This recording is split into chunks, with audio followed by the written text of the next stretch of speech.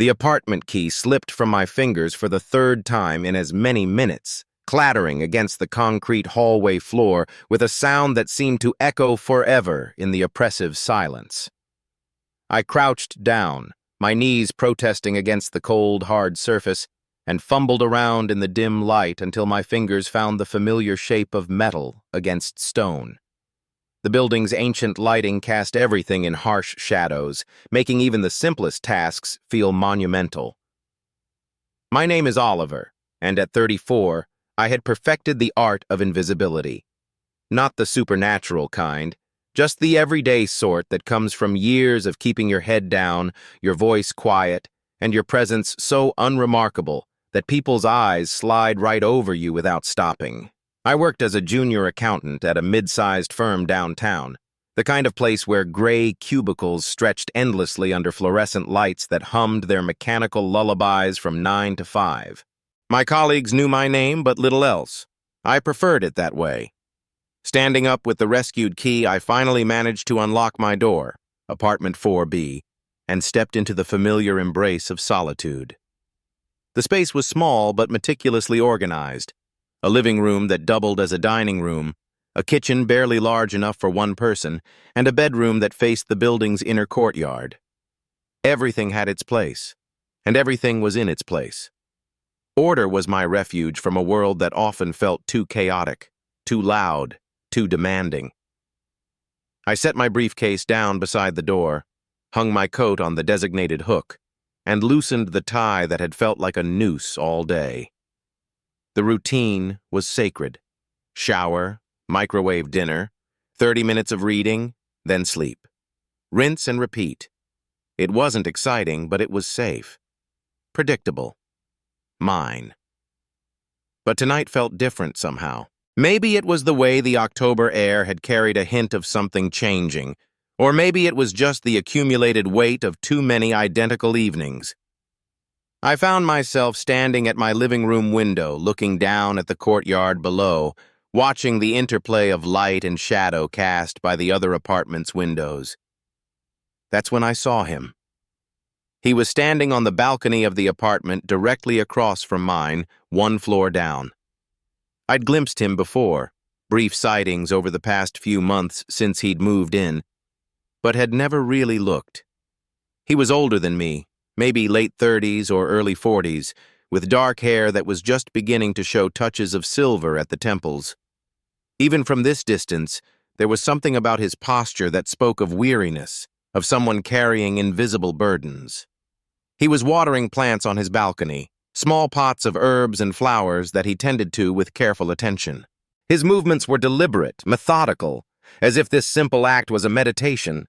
He wore a faded blue sweater that hung loose on his frame, and his feet were bare despite the October chill. There was something both vulnerable and quietly dignified about the scene. I found myself watching longer than I should have, my breath fogging the window glass. He looked up once, and for a heart-stopping moment, I thought our eyes might meet across the distance. I stepped back quickly, my pulse racing with the embarrassment of being caught observing a private moment. But when I dared to look again, he was still focused on his plants, seemingly unaware of my presence. The next morning arrived gray and damp, typical for Portland in autumn. I went through my usual routine, coffee, toast, shower, dress, but found my thoughts drifting back to the man on the balcony. During my lunch break at work, I caught myself wondering what kind of person tends to plants with such careful attention. What kind of life leads someone to that quiet moment of solitary grace? When I returned home that evening, I deliberately avoided looking toward his apartment. It felt too much like voyeurism, too much like wanting something I couldn't name. Instead, I made dinner, leftover pasta from the night before, and settled in with a book I'd been trying to finish for weeks. But the words blurred on the page, my concentration fractured by a restlessness I couldn't shake. It was while washing my dinner dishes that I heard it, a soft, thudding sound coming from the direction of the hallway. Then, a muttered curse, barely audible through the walls. I paused, dishwater dripping from my hands, listening. More sounds, fumbling, the scrape of something being dragged across the floor, then silence. I dried my hands slowly, telling myself it was none of my business. People dropped things all the time. Whatever was happening in the hallway would resolve itself without my intervention. That was how I lived, at a careful distance from other people's problems, other people's lives. But then I heard something that made me freeze. A soft, pained intake of breath that spoke of more than just frustration. Against every instinct that had kept me safe in my bubble of solitude, I found myself opening my door and peering into the hallway. There, about 15 feet down the corridor, a man was crouched beside several scattered boxes and what appeared to be the contents of a torn grocery bag. Canned goods had rolled in various directions, and he was trying to gather them with his left hand while cradling his right against his chest. It was him, the man from the balcony. Up close, he was even more striking than I'd imagined. His dark hair was disheveled, falling across his forehead, and his face was more lined than I'd noticed from my window. Laugh lines around his eyes, deeper creases that spoke of worry or pain or both. He was wearing the same blue sweater I'd seen him in the night before, now with a small tear at the elbow. He looked up as he sensed my presence, and our eyes met for the first time. His were brown, the color of coffee or autumn leaves, and held a mixture of embarrassment and resignation that was painfully familiar. I recognized that look. It was the same one I wore when the world felt too heavy and I was too tired to pretend otherwise. "Are you hurt?" The words came out before I could stop them, my voice rusty from disuse. He shook his head, but the way he held his right hand suggested otherwise. "Just clumsy," he said, his voice carrying a slight rasp. "Tried to carry too much at once." I stood there for a moment, torn between my deeply ingrained instinct to retreat and something else, a pull I didn't recognize, a desire to help that felt both foreign and urgent.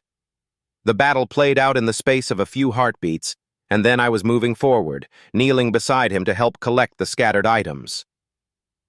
"You don't need to," he started, but I was already reaching for a can of tomatoes that had rolled near the wall. "It's fine," I said, though my hands were trembling slightly as I gathered the wayward groceries. Being this close to another person, outside the sterile interactions of work or the grocery store checkout, felt overwhelming. I could catch the faint scent of his soap or shampoo, something clean and understated, and hear the soft rhythm of his breathing. We worked in silence for a few minutes, creating a small pile of rescued items between us.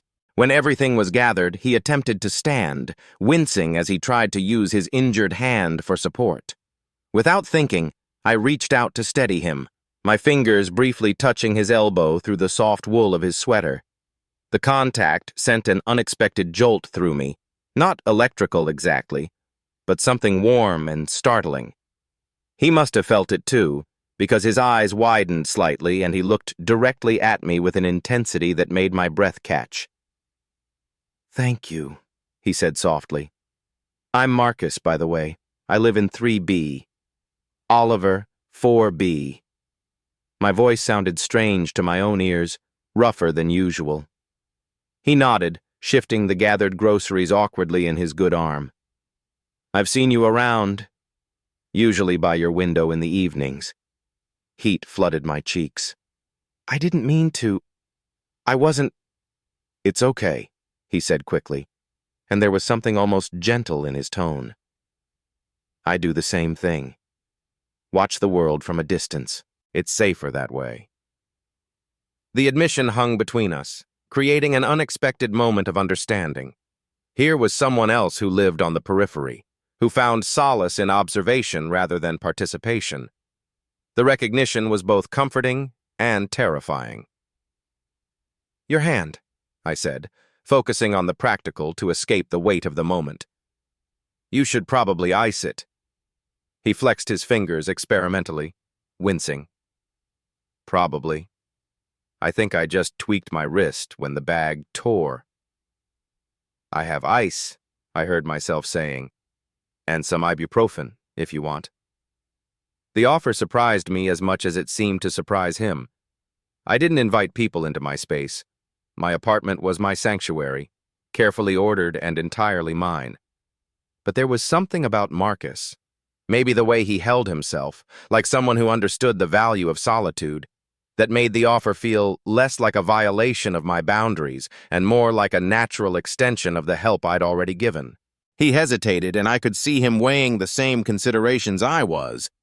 Accept help from a neighbor or retreat to the safety of isolation? The moment stretched between us, full of potential and anxiety. "That's very kind," he said finally. "If you're sure you don't mind." I stood up, my knees protesting after crouching on the hard floor. "It's fine." Really. Leading him into my apartment felt surreal. I was hyper-aware of everything. The way my footsteps sounded on the hardwood floor, the fact that I'd left my dinner dishes in the drying rack, the way the evening light fell across my living room furniture. It was like seeing my own space through someone else's eyes, noticing details I'd long since stopped observing. Marcus followed me inside, moving carefully with his injured hand and his armload of groceries. He paused just inside the door, taking in the neat rows of books, the precisely arranged furniture, the absence of clutter or personal photographs. "You can set those down anywhere," I said, gesturing toward my small dining table. "Let me get that ice." In the kitchen, I wrapped ice cubes in a clean dish towel, my hands moving automatically while my mind raced. What was I doing? I didn't have people over. I didn't make small talk or offer comfort to injured neighbors. This was outside every pattern I'd established for myself, every rule I'd created to keep life manageable and safe.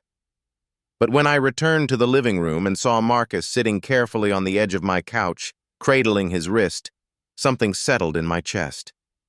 He looked smaller somehow in my space, more vulnerable than he had in the hallway. The harsh fluorescent lighting of the corridor had been replaced by the warm glow of my table lamps, and in this gentler light I could see the exhaustion in his face more clearly. "Here," I said, offering him the makeshift ice pack. Our fingers brushed as he took it, and again I felt that strange warmth, that sense of connection that was both thrilling and frightening. "Thank you," he said, settling the ice against his wrist with obvious relief. "You didn't have to do this." "I know." I sat down in the armchair across from him, maintaining what felt like a safe distance while still being close enough to continue our conversation. "How long have you been living here?" "About 4 months now," he said, shifting slightly to get more comfortable.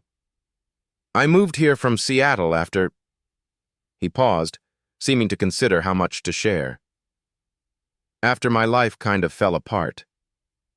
The admission was offered quietly, without drama or self-pity, but it carried weight. I recognized the tone. It was the same way I might describe my own existence if I were brave enough to be honest about it. "I'm sorry," I said, and meant it. He shrugged, a gesture that tried to minimize but didn't quite succeed. "These things happen.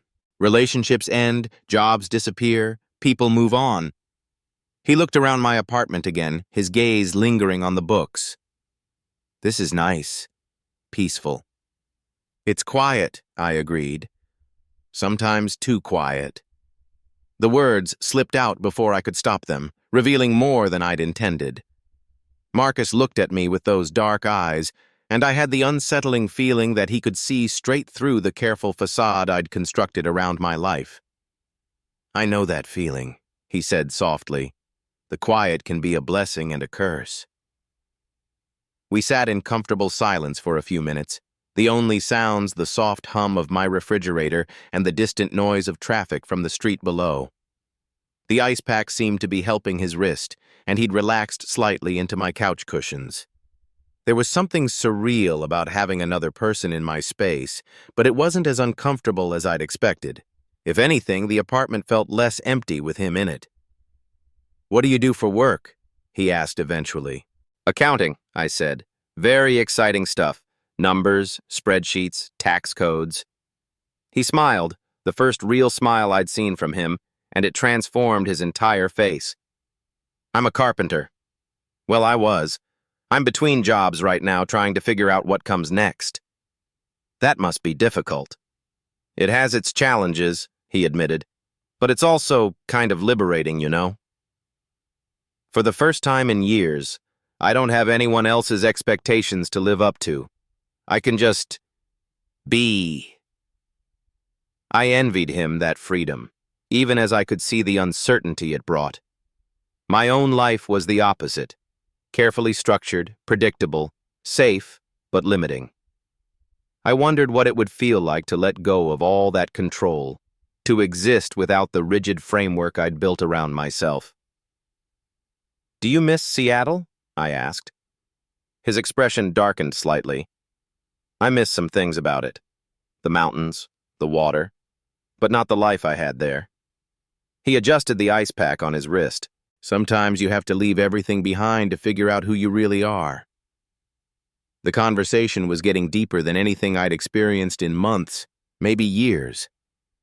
At work, people talked about weather and weekend plans and television shows, safe topics that skimmed the surface of actual human experience. But Marcus was offering pieces of himself, small ones, carefully chosen, but real nonetheless. "I've lived in the same place for so long I'm not sure I remember who I am underneath all the routine," I found myself saying. It was perhaps the most honest thing I'd said to another person in years. He studied my face for a moment, and I felt exposed under his gaze, as if he could read all the loneliness and fear and desire I'd been carrying alone for so long. "Maybe that's not such a bad thing," he said finally. "Knowing who you are, I mean, even if it feels limiting sometimes." "Is that what you think? That I know who I am?" He was quiet for a long moment, considering. "I think you know who you've decided to be," he said carefully. "Whether that's the same as knowing who you are, that's probably something only you can answer." The observation was gentle but piercing, and it left me feeling simultaneously seen and uncomfortable. I wasn't used to being looked at so directly, to having my choices and patterns examined by someone else. It was like standing naked in bright light after years of shadow. The ice pack was melting, creating small drops of condensation that fell onto my couch. I should have been annoyed. I was usually meticulous about protecting my furniture, but somehow it didn't matter. The small imperfection seemed less important than the fact that Marcus was here, that we were talking about things that actually mattered. "How's your wrist feeling?" I asked, deflecting from the intensity of the moment. He flexed his fingers experimentally. "Much better. The ice helped a lot." He started to remove the pack, then hesitated. "I should probably get going. Let you get back to your evening." I felt a sharp pang of disappointment, followed immediately by confusion about why I cared. This had been pleasant, certainly, but it was also outside every boundary I'd established for myself. I should be relieved to return to my normal routine, to the comfortable predictability of solitude. Instead, I found myself saying, "You don't have to rush off, if you don't want to." The words hung in the air between us, heavy with possibility and risk. Marcus looked at me with surprise, and I could see him processing the invitation, weighing it against his own carefully constructed boundaries. "Are you sure?" he asked quietly. I wasn't sure of anything, least of all this sudden desire to extend an evening that had already pushed me far outside my comfort zone. But there was something about Marcus, the way he moved carefully through the world, the recognition I saw in his eyes, the sense that he understood the weight of solitude, that made me want to try. "I could make coffee," I offered. "Or tea, if you prefer." He smiled again, that transformation that lit up his whole face. Coffee would be nice. I escaped to the kitchen, grateful for the few minutes of activity to process what was happening. Making coffee was routine, familiar, something I could do without thinking. But as I measured grounds and filled the reservoir, I was acutely aware of Marcus in my living room, of the fact that my apartment no longer felt entirely mine. It should have been unsettling. Instead, it felt like waking up from a very long sleep. When I returned with 2 mugs, Marcus had moved to look at my bookshelf. He was studying the titles with genuine interest, his head tilted to read the spines. "You have eclectic taste," he observed, accepting the coffee I offered. "Philosophy, fiction, biography, some poetry." "I read a lot," I said, settling back into my chair. "It's probably my main hobby." "What are you reading now?" I gestured toward the book I'd abandoned on the side table. "Trying to get through Proust. It's slow going." He laughed, a rich sound that filled my apartment with warmth. "I tried to read Swan's Way once. Made it about 50 pages before I admitted defeat." "I'm further than that, but not by much. Sometimes I think I keep at it out of stubbornness more than enjoyment." "Nothing wrong with stubbornness," he said, sitting back down on my couch. "It's probably what got me through the last few months." There was pain in that admission, carefully controlled, but unmistakable. I wanted to ask what had happened in Seattle, what kind of life he'd had to leave behind, but the questions felt too invasive for someone I'd known for less than 2 hours. Instead, I asked, "What do you like to read?" "Mostly nonfiction these days. History, memoir, things about how things work." He gestured with his coffee mug.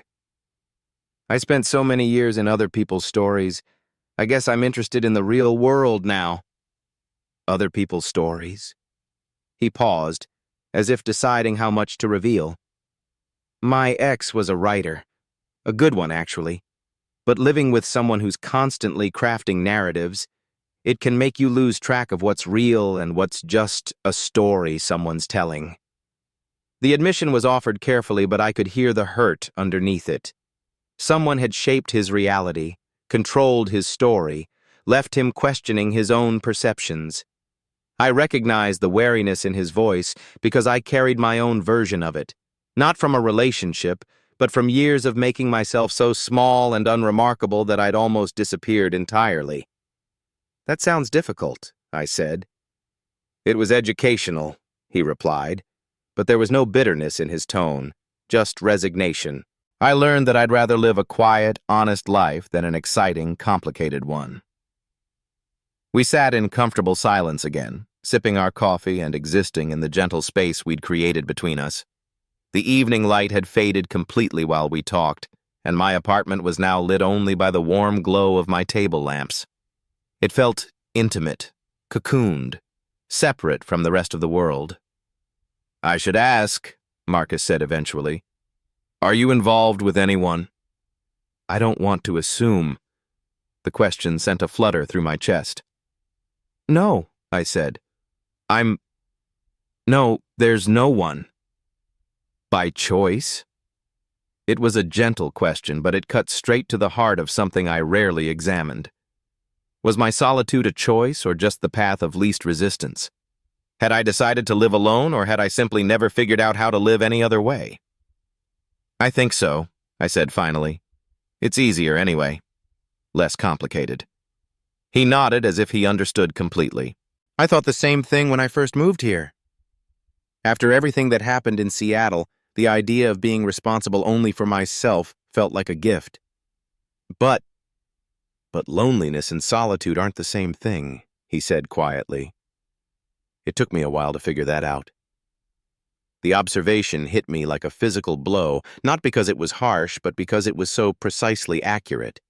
I had been lonely for years, maybe decades, but I'd convinced myself that what I was experiencing was chosen solitude, dignified, peaceful, sufficient. The distinction Marcus was drawing felt revolutionary and terrifying. "How do you tell the difference?" I asked. He considered the question seriously, staring into his coffee as if the answer might be floating there among the dark liquid. "I think," he said slowly, "solitude is when you enjoy your own company. Loneliness is when you're just hiding from everyone else's." The words settled between us with the weight of truth. I felt exposed again, seen in a way that was both uncomfortable and oddly relieving. For years, I'd told myself that I preferred my own company, that I was self-sufficient and content. But if I was honest, really honest, I could admit that much of my isolation was driven by fear rather than preference. "I'm not sure I know how to be any other way," I admitted. "Neither did I," Marcus said. "Until recently." "What changed?" He looked at me directly, and there was something in his expression that made my pulse quicken. "I met someone who made me remember that connection doesn't have to be complicated. That sometimes the simplest interactions can be the most meaningful." The weight of his gaze, the implication in his words, created a charge in the air between us that I didn't know how to handle. Was he talking about me? About this evening? This unexpected conversation that had already lasted longer than most of my social interactions in the past year? I felt heat rise in my cheeks and looked down at my coffee, suddenly unable to meet his eyes. The apartment felt smaller, the space between us both too much and not enough. I was out of my depth, navigating emotional territory I'd avoided for so long that I'd forgotten the landmarks. "Oliver," Marcus said softly, and the sound of my name in his voice made me look up despite my embarrassment. "I'm glad I dropped those groceries tonight," he continued. "I'm glad you helped me. I'm glad you invited me in for ice and ended up giving me much more than that." "I didn't do anything special," I protested. "You saw someone who needed help, and you helped. You opened your door, your home, shared your coffee and your thoughts. You listened." He paused, seeming to gather courage for what came next. "You made me feel less alone than I have in months." The confession hung between us, vulnerable and beautiful and terrifying. I wanted to respond, to tell him that he'd done the same for me, that this evening had been the most real I'd felt in years. But the words seemed too big, too dangerous. What if I said them and everything changed? What if this moment of connection shattered under the weight of expectations? Instead, I sat frozen, trapped between desire and fear, longing and self-protection. Marcus seemed to understand my paralysis. He finished his coffee and set the mug down on my table with careful precision. "I should probably head home," he said gently. "Let you get back to your evening routine." I nodded, though everything in me wanted to protest. He was right, of course.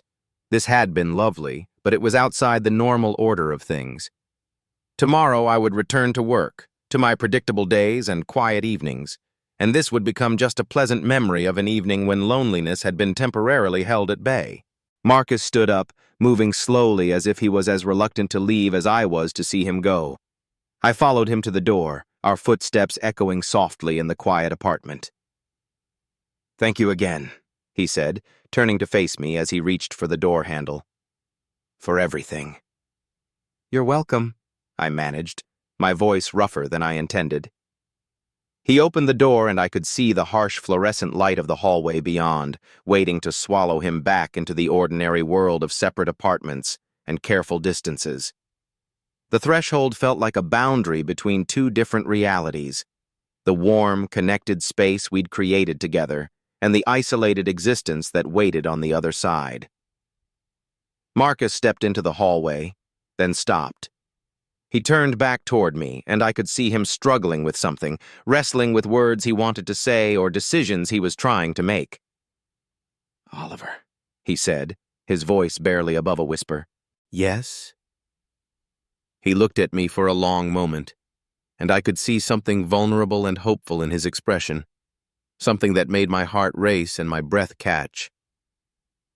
"You don't have to go back to being alone," he said finally, "if you don't want to." The words hit me like a revelation and a question all at once. He wasn't just talking about tonight, about the end of this particular evening. He was talking about the pattern of my life, the careful isolation I'd constructed around myself, the loneliness I'd mistaken for solitude. I stood in my doorway, looking at this man who had stumbled into my evening and somehow seen straight through to the heart of everything I'd been avoiding. The hallway stretched between us, but it felt like he was offering me a bridge across a much greater distance, the space between who I'd been and who I might become. The silence stretched between us, heavy with possibility and fear, with the weight of choice and the terror of change. I opened my mouth to respond, but no words came. How do you answer an invitation that could transform everything you've built your life around? Marcus waited, patient and understanding, his dark eyes holding mine across the threshold. Behind him, the harsh hallway light cast long shadows, while behind me, my warm apartment beckoned with its familiar safety. "You don't have to go yet," he said softly, taking a small step closer. "If you don't want to." The words hung in the air between us, an echo and an amplification of what he'd said before, carrying all the promise and peril of connection, of stepping outside the careful boundaries we'd both constructed around our hearts. I stood frozen on the threshold, caught between two worlds, unable to speak, barely able to breathe as the weight of his invitation settled around us like falling snow. "You don't have to go yet, if you don't want to." The words hung between us like something fragile and precious, trembling in the space where all my carefully constructed reasons for leaving should have been. I stood frozen by his front door, my hand still resting on the brass handle that had become suddenly impossible to turn. Ryan was standing behind me, close enough that I could feel the warmth radiating from his body, could hear the slight catch in his breathing that told me this moment mattered to him as much as it did to me. The rain that had started during our walk back from Powell's was tapping against his windows now, a gentle percussion that seemed to underscore the intimacy of being inside while the world grew dark and wet around us. I should leave. I knew I should leave. We'd already spent 3 hours together at the bookstore, wandering through poetry sections and sharing fragments of ourselves in the careful way of people who were afraid to want too much too quickly. I had that paper to finish, the one about Victorian nature imagery that was due tomorrow morning. I had my routine to maintain, my safe and predictable life to return to. But when I turned around to face him, something in his expression made all my rational arguments crumble into dust. He looked vulnerable, standing there in his own living room, like he'd surprised himself by asking me to stay. His dark hair was slightly damp from our walk through the drizzle, and his eyes held a kind of hopeful uncertainty that made my chest tight with recognition. I knew that look. I'd seen it in mirrors, in quiet moments when I'd allowed myself to acknowledge how lonely I'd become, how much I missed having someone to talk to who actually listened. I started, then stopped, my throat suddenly dry. "I don't want to impose." "You're not imposing." His voice was quiet, almost careful. "I just thought we were having a good conversation at the bookstore, and I wasn't ready for it to end yet." The admission hung between us, honest and slightly raw, and I felt something shift in my chest, a loosening of the tight control I kept over my own wants and needs. When was the last time someone had admitted they enjoyed my company enough to want more of it? When was the last time I'd allowed myself to want the same thing? "Okay," I said, the word coming out softer than I'd intended. "I'll stay for a little while." His smile was immediate and genuine, transforming his entire face in a way that made me glad I'd chosen to be brave, just this once. "Good. That's good." I followed him deeper into his apartment, trying not to seem too obvious about looking around. It was a one-bedroom place, bigger than my studio but still modest, with the kind of lived-in comfort that spoke of someone who'd actually made a home for himself rather than just a place to sleep. The walls were painted a warm sage green, and every surface held evidence of a rich inner life. Stacks of books with worn spines, framed photographs of places I didn't recognize, a guitar propped in one corner that looked well used rather than decorative. "Coffee?" he asked, then immediately shook his head. "Sorry, that's probably the last thing you need after spending the afternoon with me."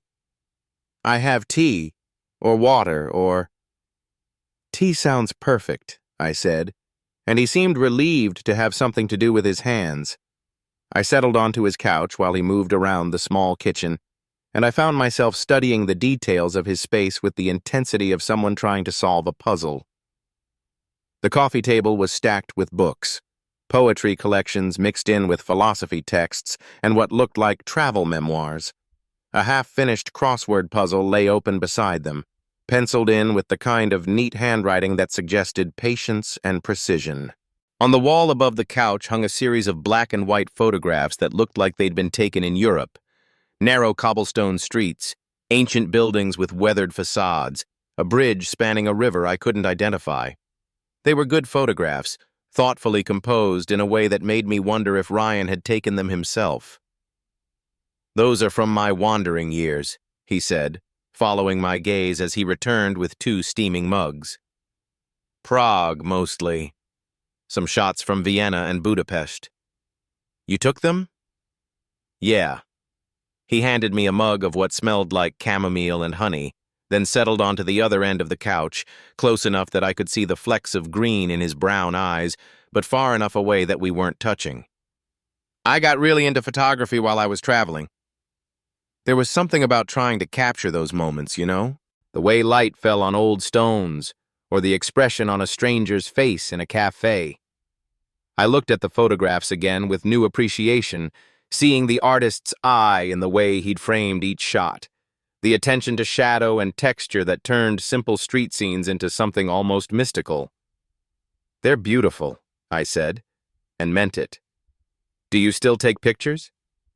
"Not as much as I should." He wrapped his hands around his mug, using it as something to focus on besides my face.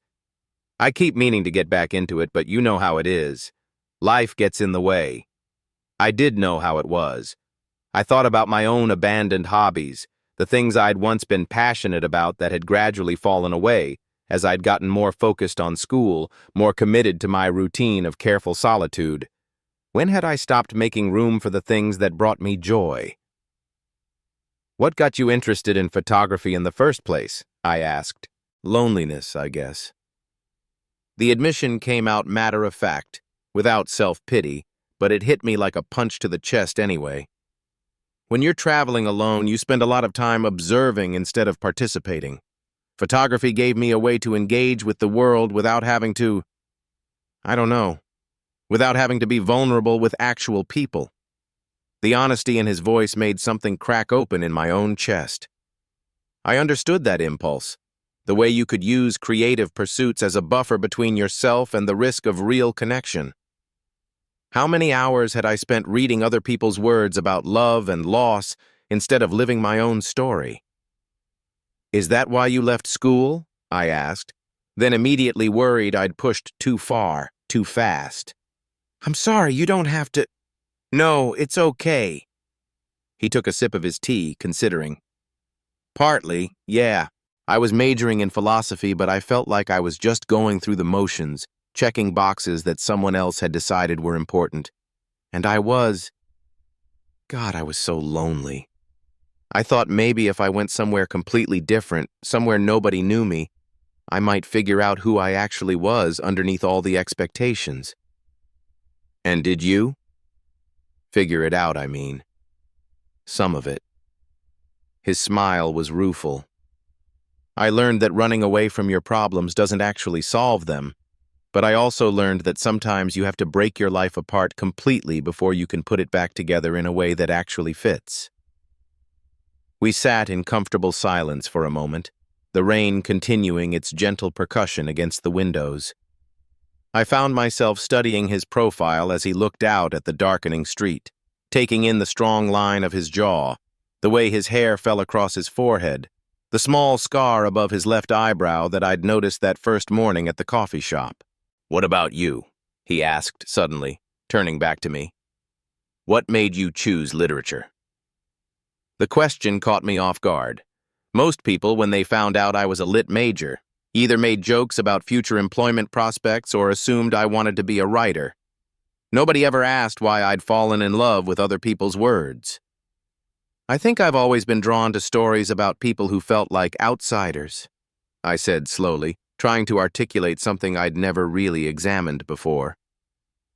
Characters who were watching life happen around them instead of actively participating. There was something comforting about recognizing myself in those narratives. Comforting, How? Like maybe feeling disconnected from the world wasn't a personal failing. Like maybe it was just a different way of being human. I paused, surprised by my own honesty. Does that make sense? Perfect sense. His voice was gentle, understanding in a way that made me want to tell him things I'd never told anyone. Literature as validation. I get that. What about philosophy? What drew you to that? The big questions, I guess. What does it mean to live a good life? How do we find meaning in a world that often seems meaningless? Whether it's possible to really know another person, or if we're all just fundamentally alone. He laughed softly, but there was no humor in it. Heavy stuff for a 20-year-old, but I was going through a phase where everything felt existentially significant. And now? Now I make coffee drinks with pretentious names and read poetry in bookstores on my days off. I'm not sure that counts as finding meaning, but it feels more honest somehow, more connected to actual life instead of abstract ideas about life. I understood what he meant. There was something to be said for the simple pleasure of well-made coffee, for conversations that grew organically out of shared interests rather than academic requirements. For the first time in months, I felt like I was having a real conversation with someone who saw me as more than just another student to get through the semester. "Can I ask you something?" I said, then forged ahead before I could lose my nerve. "Why did you suggest meeting at Powell's today? I mean, you could have just made my coffee and moved on to the next customer." He was quiet for a long moment, and I worried I'd overstepped somehow, pushed into territory that was too personal for whatever this was between us. But when he finally spoke, his voice was honest in a way that made my heart beat faster. "Because you looked like you needed someone to really see you," he said simply. "And because I recognized that look, you know?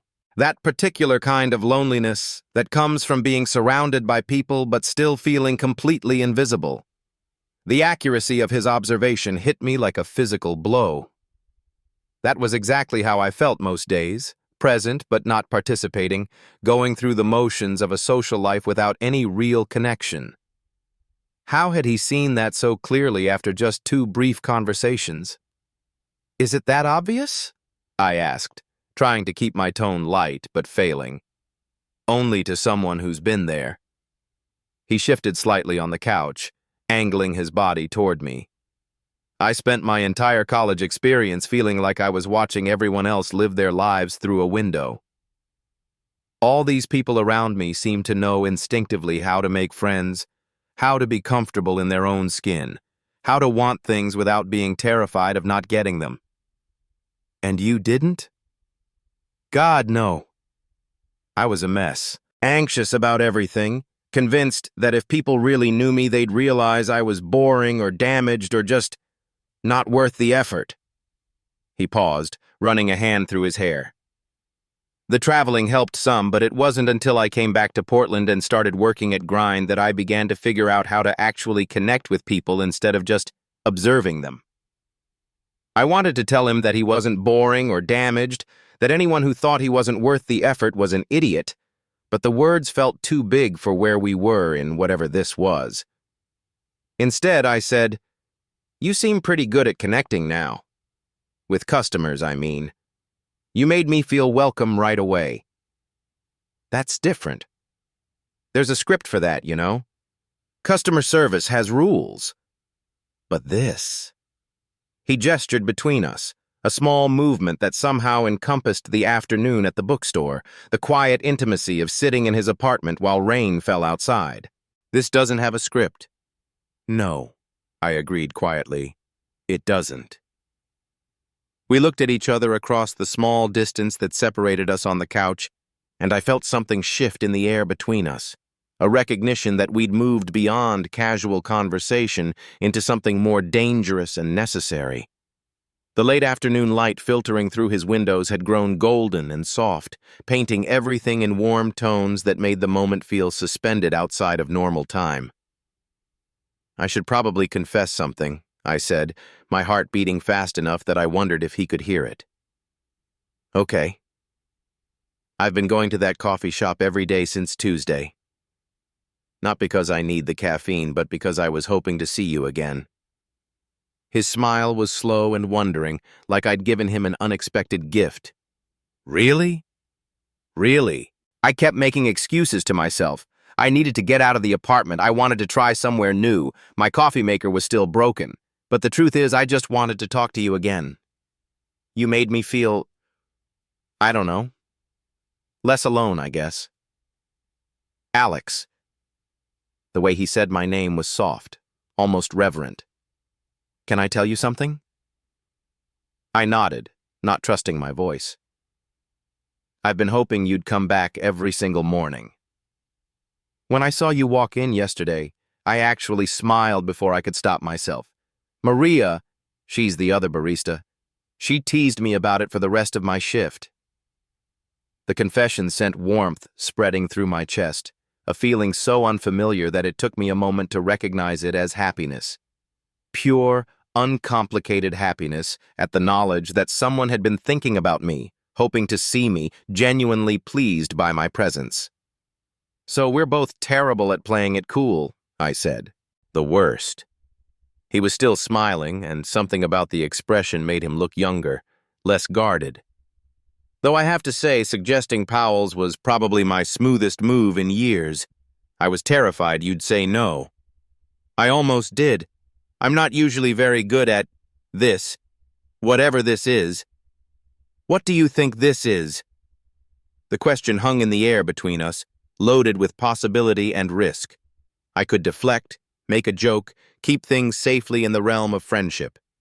It would be the smart thing to do, the safe thing. But looking at him in the golden afternoon light, seeing the hope and uncertainty in his expression that probably mirrored my own, I found myself choosing honesty over safety. I think it might be the beginning of something important, I said quietly. Yeah, he agreed, his voice barely above a whisper. I think so too. The silence that followed wasn't awkward or heavy. It was full of possibility, of things being acknowledged that didn't need to be spoken aloud just yet. Outside, the rain had intensified, turning the world beyond his windows into a blur of gray and green that made his apartment feel like a small island of warmth and safety. Are you hungry? He asked eventually. I was thinking about making some pasta. Nothing fancy, but... I'd like that, I said, though food was honestly the last thing on my mind. What I wanted was to stay in this moment, this perfect suspended bubble where anything seemed possible and the future stretched ahead of us full of promise. But I followed him to the kitchen anyway, settling onto one of the 2 stools at his small counter while he moved around the space with easy familiarity. He was a graceful cook, I noticed, efficient but unhurried, the kind of person who actually enjoyed the process of preparing food rather than seeing it as a necessary chore. So, I said, watching him fill a pot with water, tell me about the worst customer you've ever had at Grind. Oh, God. He laughed, the sound bright and genuine. There was this guy last month who ordered a medium dark roast with oat milk, but make sure it's the gluten-free oat milk, not the regular oat milk, and I wanted exactly 140 degrees, not 145, because 145 is too hot and 135 is too cold, and can you make sure the cup is ceramic, not paper because paper affects the taste. But if you don't have ceramic, then paper is fine, as long as it's the biodegradable kind. Please tell me you're making that up. I wish I were. And then, after I made this incredibly specific drink exactly to his specifications, he took one sip and said it tasted too much like coffee. I dissolved into laughter, the kind of deep, helpless laughter that felt like a release of tension I hadn't realized I'd been carrying. Ryan was grinning at me across the counter, clearly pleased with my reaction, and something about the domesticity of the moment. Him cooking, me perched on a stool in his kitchen, both of us laughing at ridiculous customer stories, felt more natural than anything had in my life for as long as I could remember. What about you? He asked as he added pasta to the now boiling water. Worst professor? Professor Hendrick's Victorian literature. He has this habit of calling on students randomly and then making this disappointed face when they don't give the exact answer he was looking for, like you've personally failed him by not reading his mind. Ah, one of those. The academic equivalent of the coffee customer who orders something good and then gets upset when you don't magically know their preferences. Exactly. Though, to be fair, most of my professors are actually pretty great. It's just hard to feel passionate about analyzing symbolism in Wuthering Heights when you're sitting in a lecture hall with 50 other people who are mostly checking their phones. Is that why you don't read for pleasure anymore? Because school sucked the joy out of it? The question made me pause, really consider what had happened to my relationship with literature over the past few years. Maybe partly. But I think it's more that I got scared of my own reactions to things.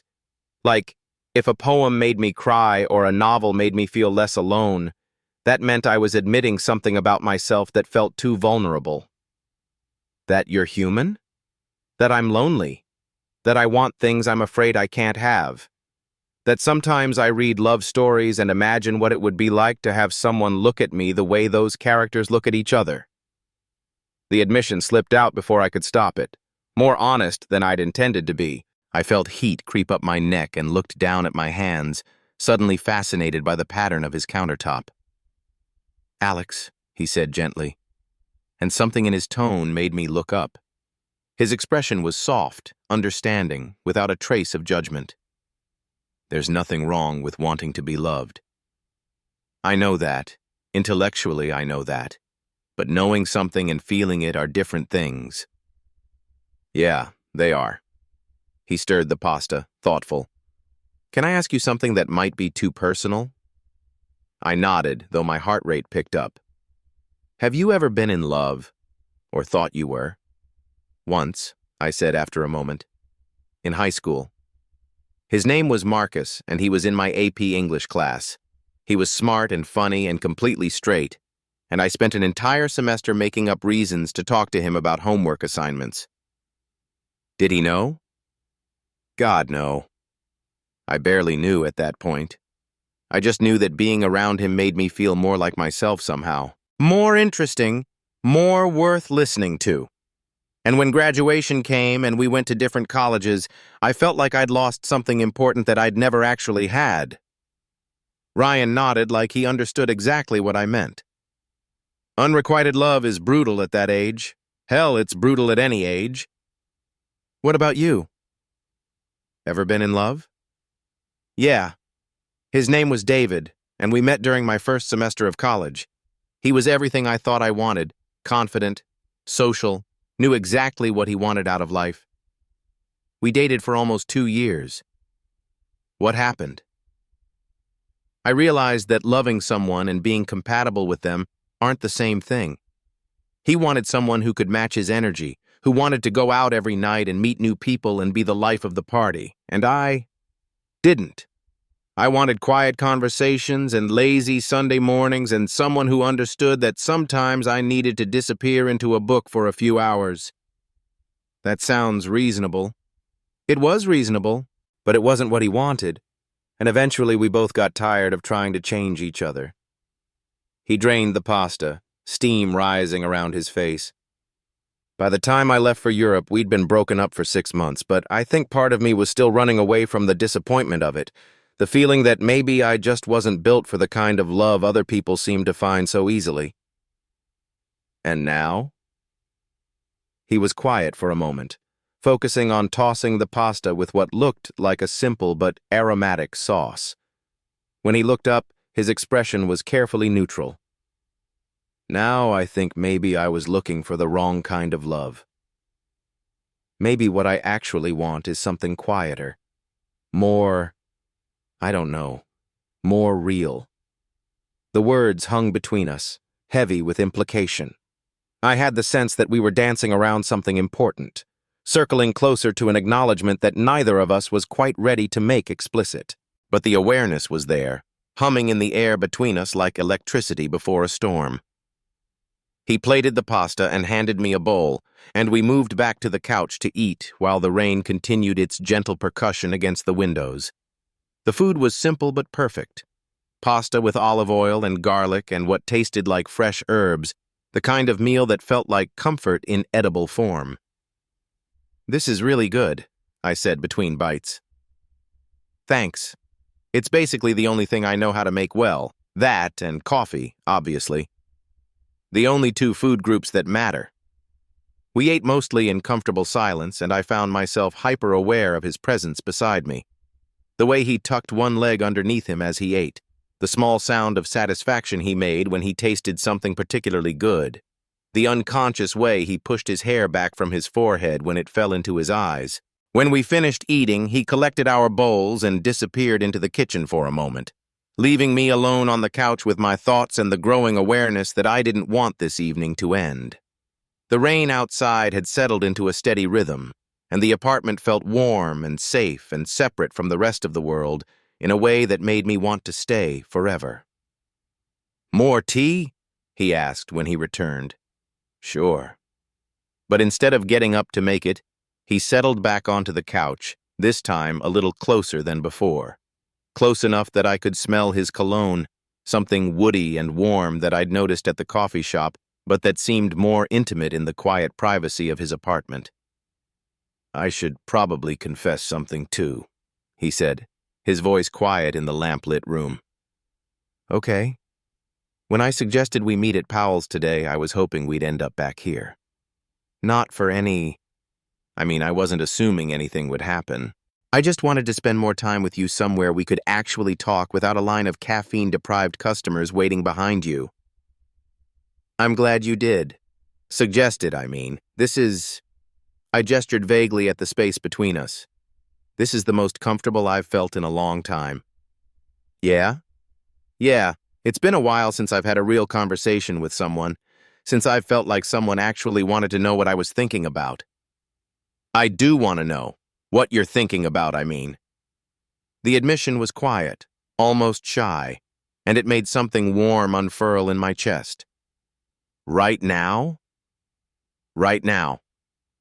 I considered lying, giving him some safe and surface-level response about the weather or the book recommendations he'd made at Powell's, but something about the way he was looking at me, open and genuinely curious, made me want to be honest.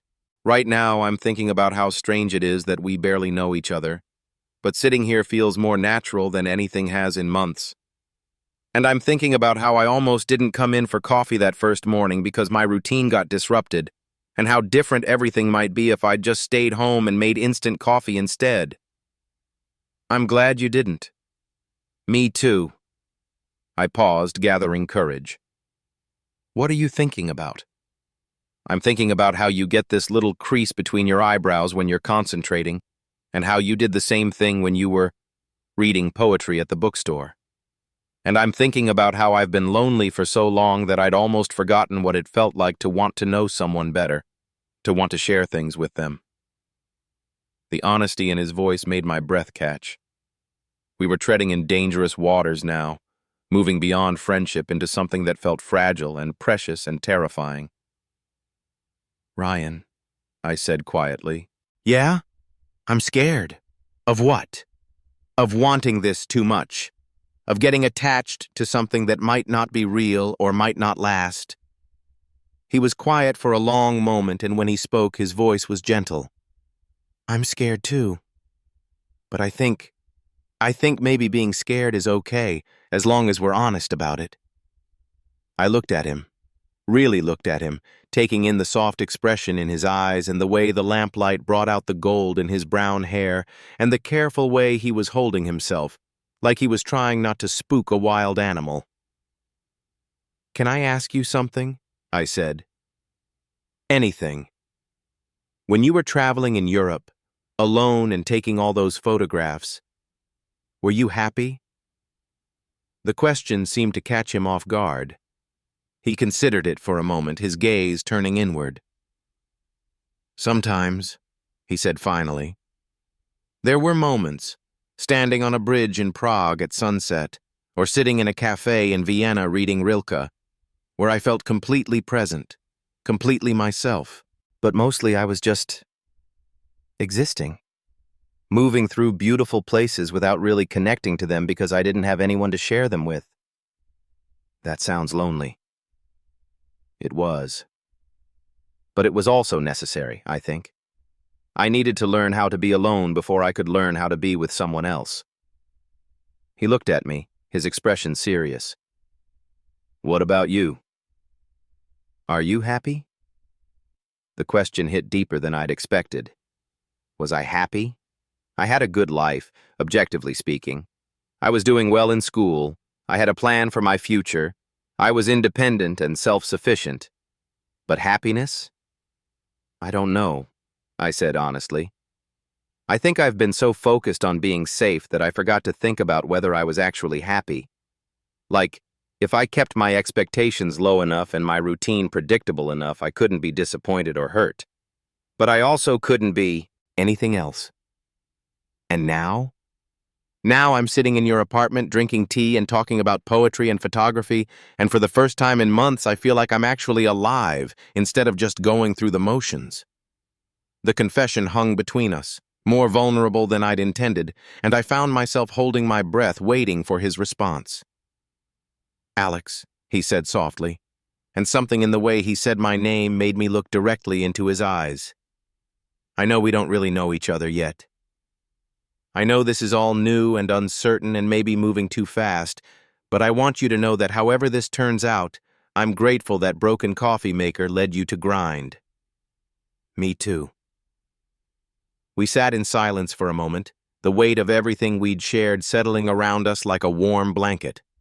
Outside, the rain had intensified, drumming against the windows with increased urgency, but inside his apartment felt like the safest place in the world. It's really coming down out there, I said, looking toward the windows where water streaked down the glass in abstract patterns. Yeah, looks like it's going to be one of those classic Portland storms. He followed my gaze, then looked back at me with something that might have been hope in his expression. You're welcome to wait it out here if you want. I don't think it's supposed to let up until late tonight. We both knew it was an excuse.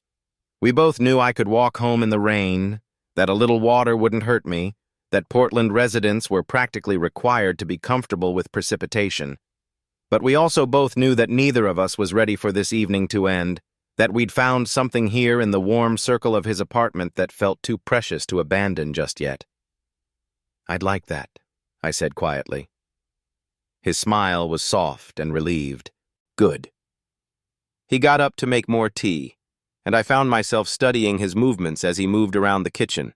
The easy familiarity with which he navigated the space, the careful attention he paid to the simple ritual of heating water and steeping leaves.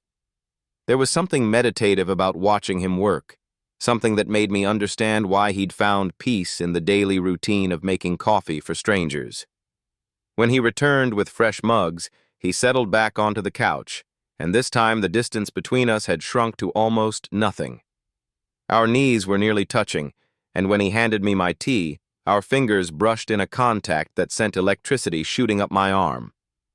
So, he said, settling back into the cushions, tell me about the paper you're supposed to be working on instead of sitting here with me. I groaned. Victorian nature imagery in the Romantic poets, basically arguing that writers like Wordsworth and Coleridge used natural settings as mirrors for internal emotional states. Sounds fascinating. It is, actually. But it's also due at 9 tomorrow morning, and I've been procrastinating because I can't seem to find the right angle for my argument. What's the angle you've been trying? That nature imagery serves as a form of psychological externalization, that when Wordsworth writes about mountains and lakes, he's really writing about his own mental landscape. But it feels too clinical, too academic. I keep thinking there's something more personal there, something about the way these writers use the natural world to process loneliness and longing and the search for transcendence. Ryan nodded thoughtfully. Like they were looking for connection with nature, with themselves, with something larger than their individual experience? Exactly. I felt a spark of excitement at his understanding, and maybe that's what all art is really. the attempt to transform private experience into something universal, something that makes other people feel less alone. Is that what you're trying to do? With literature, I mean. The question stopped me short. Was that what I was trying to do? I'd always thought of my academic work as just that. Academic. An intellectual exercise, a means to an end, a way to get good grades and eventually a degree. But talking to Ryan about it, I realized there was something deeper there, some hunger for understanding and connection that I'd been afraid to acknowledge. Maybe, I said slowly. I think maybe I've been so afraid of seeming sentimental or naive that I've been hiding from my own emotional responses to the work. But the truth is, the poems that matter most to me are the ones that make me feel less alone in the world. Like the Mark Strand collection you bought today? Like the Mark Strand collection I bought today?